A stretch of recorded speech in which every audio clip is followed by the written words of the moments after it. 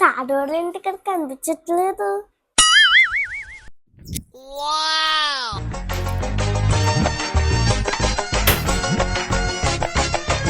ఏంట్రా ఏ పని లేకపోతే బండి తుడుచుకుంటావా?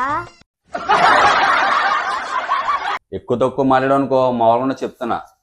వెళ్ళి పన్ను చూసుకో. పొద్దున్నందుకు నన్ను కెలుక్కుంటావు. ఆయనకేమో బళ్ళు తొడవాలి, నీకేమో సేవ చేయాలి. పంపులు అనవసరంగా పుట్టాను బాబు. భూమికి 2 అంగుళాలు ఉంటావు, అన్నీ చేయాలి నీకు. మళ్ళీ కాలు మీద కాలేసి కూర్చుంది వచ్చి పెద్ద. హైట్ ఎంత ఉందో మంది అది కాదురా, టాలెంట్ ఉండాలిరా.